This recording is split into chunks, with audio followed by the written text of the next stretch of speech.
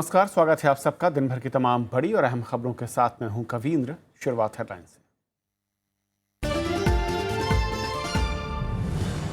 विजय माल्या का राज्यसभा से इस्तीफा, सभापति और आचार समिति को चिट्ठी, समिति ने मांगा था जवाब।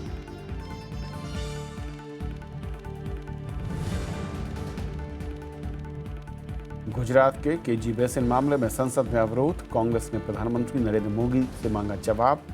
सरकार ने बताया ध्यान भटकाने की कोशिश।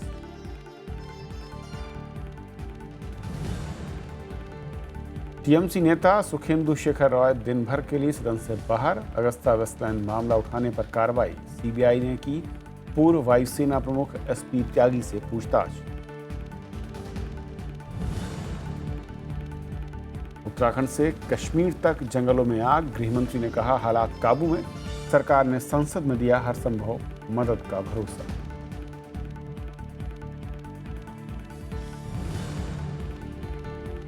कर्नाटक के गुलबर्गा में सूखे से बिगड़े हालात, भीमा नदी सूखने से घर बार छोड़ने को मजबूर किसान।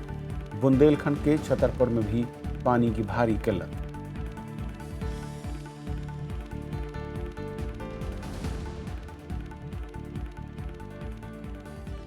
खबर है कि उद्योगपति विजय माल्या ने राज्यसभा की सदस्यता से इस्तीफा दे दिया है। उन्होंने राज्यसभा के सभापति मोहम्मद हामिद अंसारी और आचार समिति को चिट्ठी भी लिखी है। आचार समिति ने उन्हें 25 अप्रैल को चिट्ठी भेजकर बताया था कि समिति उनकी सदस्यता रद्द करने के पक्ष में है। माल्या ने अपने ऊपर लगे आरोपों को गलत बताया है। उन्होंने कहा है कि सरकार ने एक संसदीय समिति को गलत तथ्य दिए और इससे मुझे झटका लगा है। माल्या ने कहा कि मैं नहीं जानता कि मेरा नाम इसमें बार बार नहीं उछले, इसीलिए मैं इस्तीफा दे रहा हूं। दरअसल माल्या पर बैंकों का 9,000 करोड़ रुपए से ज़्यादा का कर्ज बकाया है और कई अदालतों में उनके खिलाफ मामले चल रहे हैं। प्रवर्तन निदेशालय ने उन्हें समन देकर पूछताछ के लिए बुलाया, लेकिन वो अब तक पेश नहीं हुए।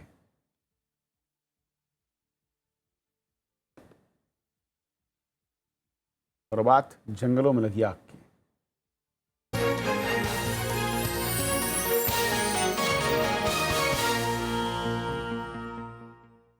उत्तराखंड से कश्मीर तक जंगल में आग लगी हुई है और केंद्र सरकार ने आज कहा कि उत्तराखंड में ज़्यादातर इलाकों पर आग पर काबू पा लिया गया है और अगले 2 दिनों में आग पूरी तरह से बुझा ली जाएगी।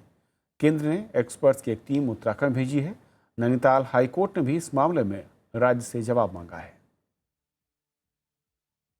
जम्मू कश्मीर, हिमाचल प्रदेश, उत्तराखंड, देश के 3 पहाड़ी राज्यों में जंगल धधक रहे हैं। उत्तराखंड में हालात सबसे भयावह हैं। हफ्ते भर से लगी आग को बुझाने के लिए एनडीआरएफ, राज्य पुलिस, वन विभाग की टीमों के अलावा वायुसेना के हेलीकॉप्टर जुटे हुए हैं, लेकिन भारी धुएं के चलते MI-17 हेलीकॉप्टरों को उड़ान भरने में दिक्कत आ रही है। आज हमारा ऑपरेशन का 3रा दिन है।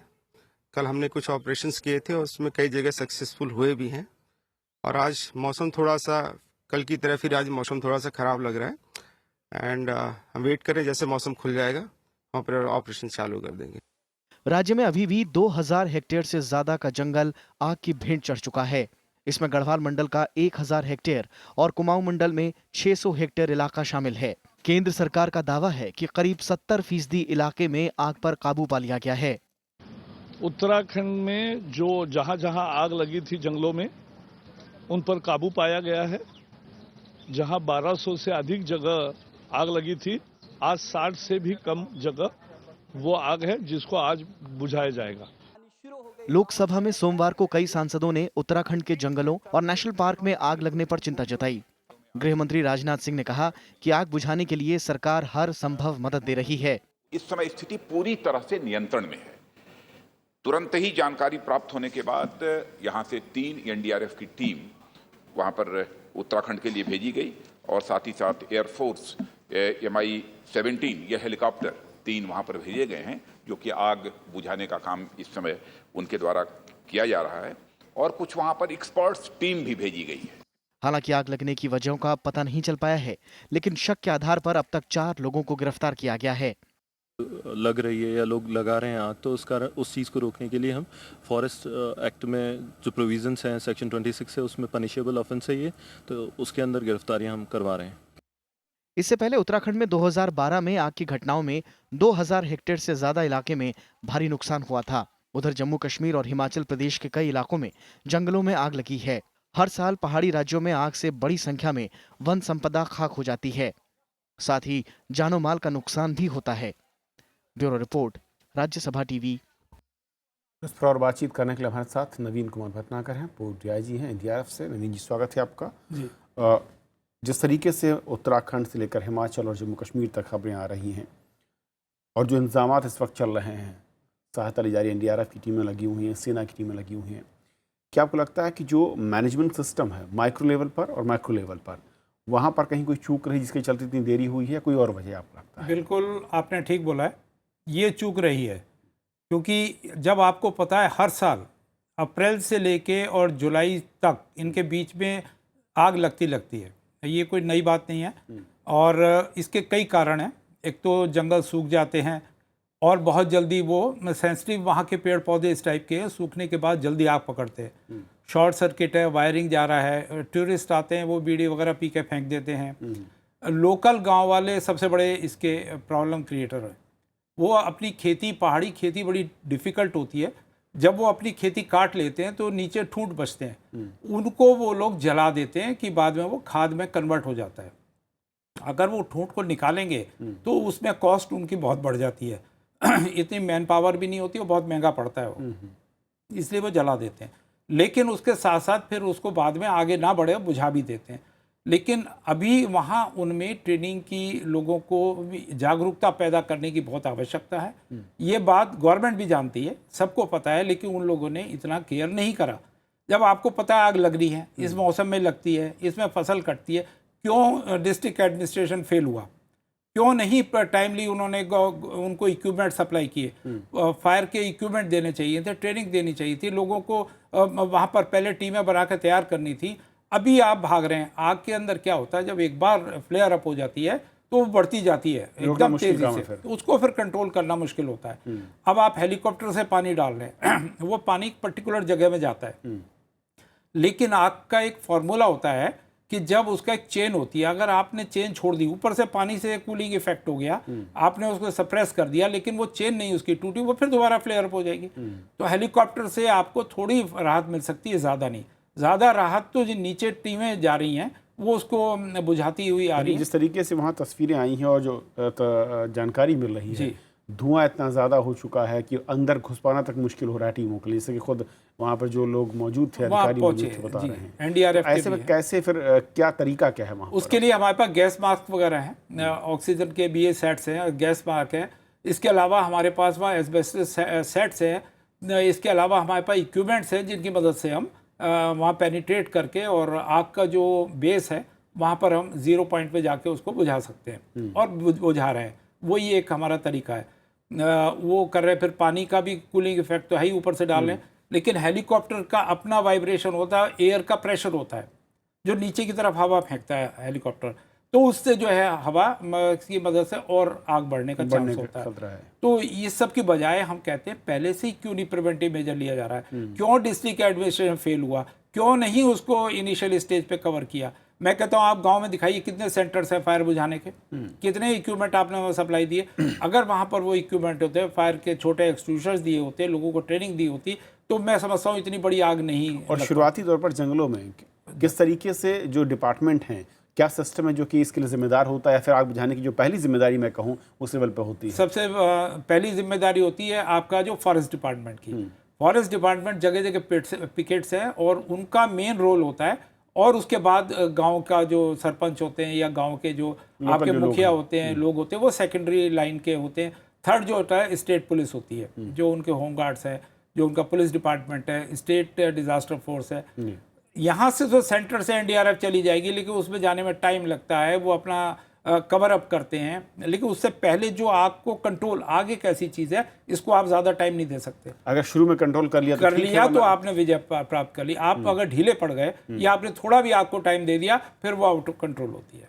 एक आखिरी सवाल, क्योंकि हर साल ये आ रहा है, क्या इसका एक सही तरीका है, रास्ता हो सकता है प्रिकॉशनरी तौर पर जो सरकारों ने नहीं उठाया अब तक? बिल्कुल है। इसके लिए आपको जगह जगह कंट्रोल रूम, जो ऐसे सेंसिटिव एरिया है, आपको पता है यहाँ आग लगनी है, सेंसिटिव एरिया है, तो पहले से ही अगर हम तैयारी करें, गांव वालों को ट्रेनिंग्स दें, वहाँ पिकेट्स बनाएं, उनके आग बुझाने के लिए लोगों को वॉलंटरी तैयार करें, NGOs की सहायता लें, ऐसी कई ऑर्गेनाइजेशन आज इंडिया में है हमारे पास जो आपको मदद कर सकती हैं। पीपीपी मॉडल पे उनसे काम करवाइए, उनका सहयोग लीजिए और स्टेट गवर्नमेंट, पुलिस सारे मिलकर कोऑर्डिनेशन कमेटी बनाइए और रुक जाएगा, कोई दिक्कत थोड़ी है। बहुत शुक्रिया नवीन जी इस पूरे मसले पर बातचीत करने के लिए आपका। और ये थी हमारी पहली खबर। छोटा सा ब्रेक और ब्रेक के उस पार दिन भर की दूसरी बड़ी खबर।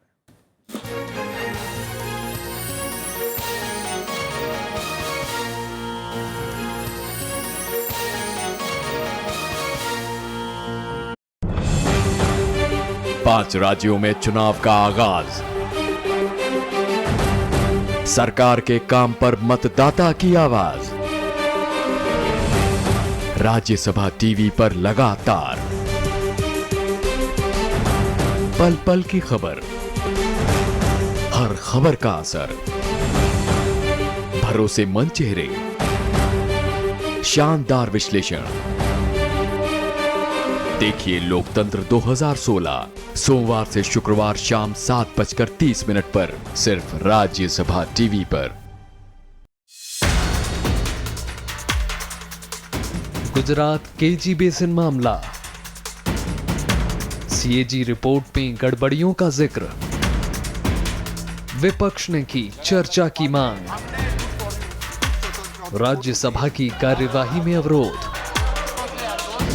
देखिए पहली खबर, गुजरात पर अवरोध, रात 8 बजे।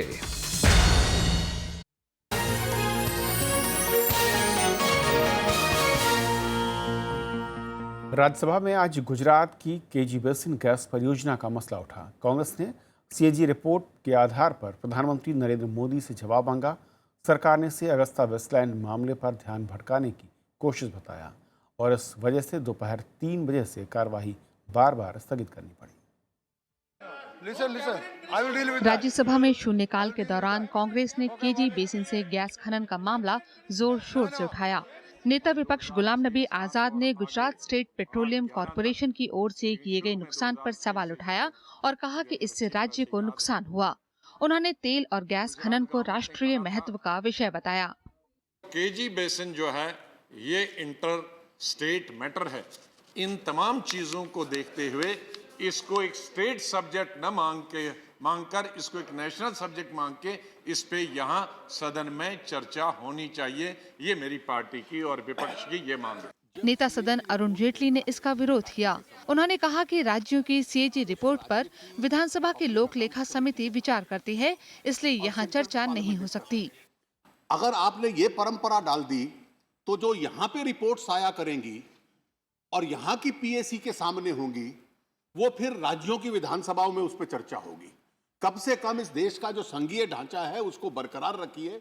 सीपीएम ने भी कथित रूप से सरकारी धन बर्बाद करने पर चिंता जताई। But even after counting upon all those risk matter of element of risk, the manner this of KG basin offshore exploration is being handled, it's another aspect is just added by this GSPC. उपसभापति P J Kurien ने कहा कि चर्चा का notice सभापति के विचाराधीन है।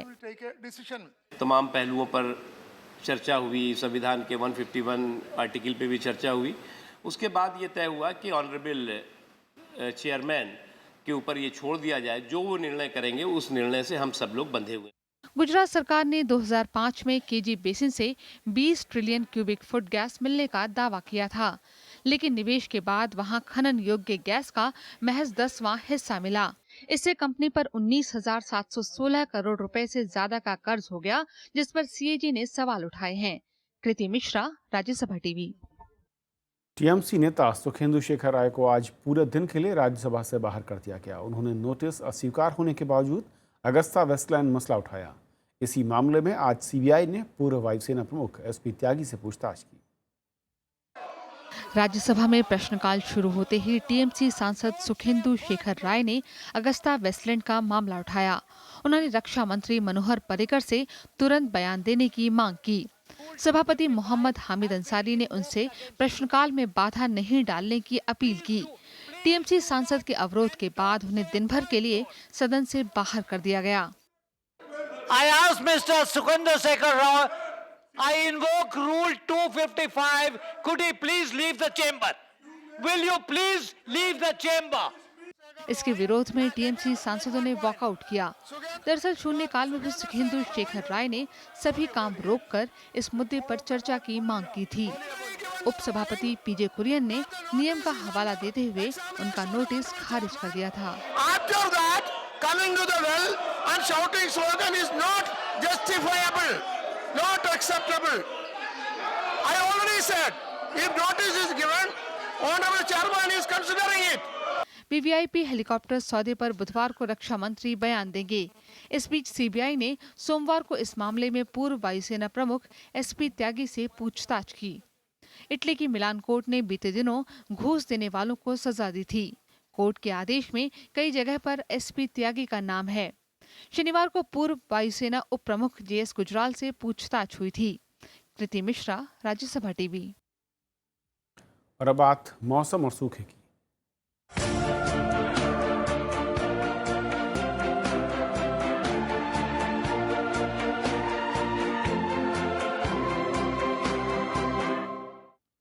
राजधानी दिल्ली में आज पारा 46 डिग्री सेल्सियस तक पहुंच गया। उत्तर भारत के मैदानी इलाकों में तेज लू और गर्मी पड़ रही है।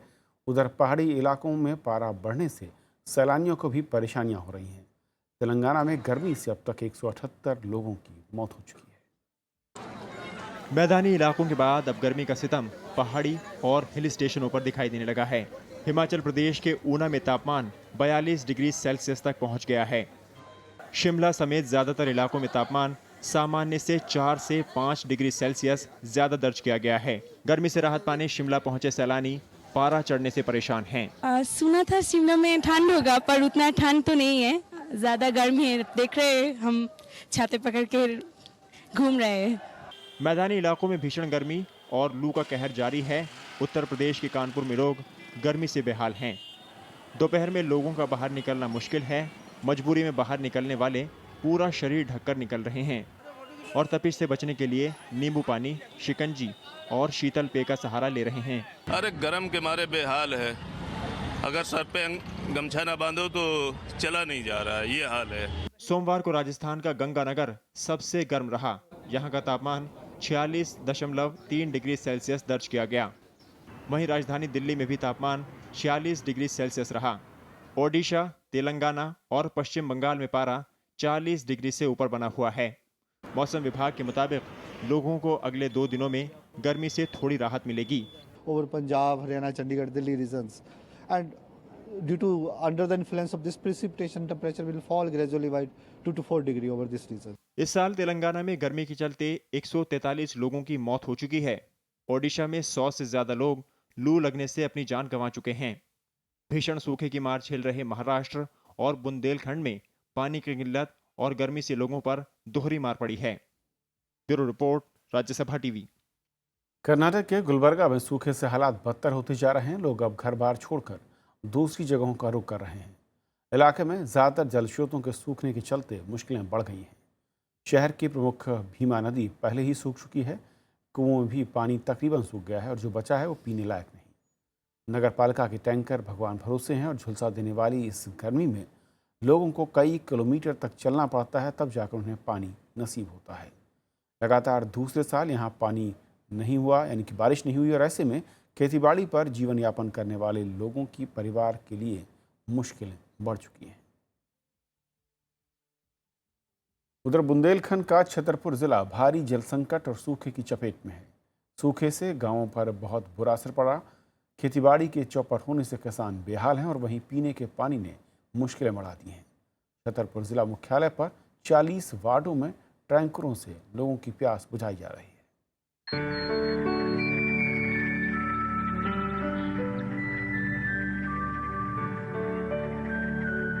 जब पानी ही ना हो तो फिर मटकों को भला कौन पूछे।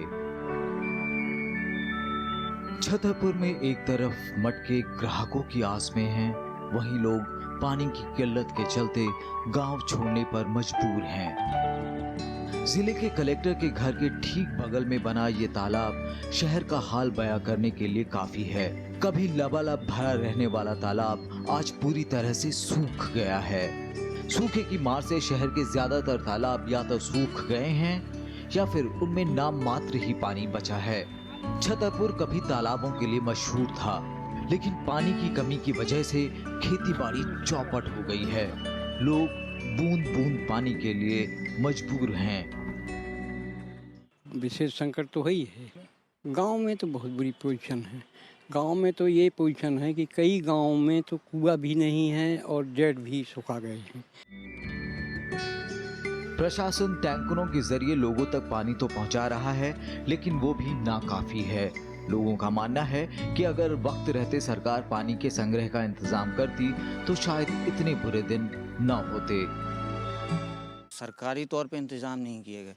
बुंदेलखंड पैकेज के तहत करीब सबसे ज़्यादा अगर कहीं स्टॉप डैम बने तो वो छतरपुर ज़िले में, और अगर उन स्टॉप डैम में सिर्फ फाटक ही लगा दिए गए होते, वो पानी रोक लिया गया होता, तो समस्या इतनी भयावह नहीं होती। हालांकि संकट की इस घड़ी ने लोगों को एकजुट कर दिया है।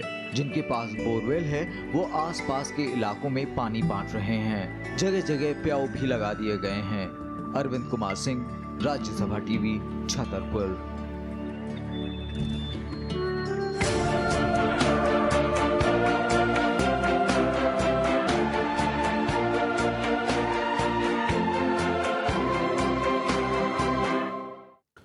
हत्या के दोषी इटली के नौसैनिकों पर इटली के दावे को भारत ने खारिज कर दिया है। इटली ने आज कहा कि संयुक्त राष्ट्र न्यायाधिकरण ने दोनों नौसैनिकों को छोड़ने की बात कही है। न्यायाधिकरण का फैसला कल सार्वजनिक होने की उम्मीद है। पीटीआई के मुताबिक सरकार का दावा है कि न्यायाधिकरण ने इस मामले में सुप्रीम कोर्ट के अधिकार की पुष्टि की है। नौसैनिकों के इटली जाने की बात इस शर्त पर लागू है कि ज़रूरत पड़ने पर वो भारत लौटेंगे। इटली के नौसैनिक मैसिमिलियानो लातोरे और साल्वाटोर गिरोन पर 2012 में केरल के पास 2 मछुआरों की हत्या का आरोप है और दोनों फिलहाल इटली में हैं। डीजल टैक्सी चालकों के प्रदर्शन के चलते आज दिल्ली वालों को काफ़ी परेशानियों से जूझना पड़ा। दिल्ली के कई इलाकों में घंटों जाम लगा रहा। सुप्रीम कोर्ट के फैसले के बाद सोमवार से दिल्ली में डीजल टैक्सियों के चलाने पर रोक लगाई है। इस बीच केंद्रीय परिवहन मंत्री नितिन गडकरी ने कहा कि केंद्र सरकार इस मामले में सुप्रीम कोर्ट में याचिका दायर करेगी। एक तरफ विरोध प्रदर्शन, दूसरी तरफ सड़कों पर लंबा जाम। राजधानी में सोमवार का दिन दिल्ली वालों के लिए परेशानी भरा रहा। कई जगहों पर टैक्सी चालकों ने डीजल गाड़ियों के बैन के विरोध में प्रदर्शन किया। दिल्ली गुड़गांव हाईवे, आश्रम, धौला कुआं पर कई घंटे तक जाम लगा रहा। टैक्सी ड्राइवरों ने जंतर मंतर पर अपना विरोध दर्ज कराया। हम इसलिए कर रहे हैं कि हमारी रोजी रोटी छीनी जा रही है और हम लोगों को कॉमर्शियल व्हीकल बंद किया जा रहा है टैक्सी डीजल गाड़ी के लिए।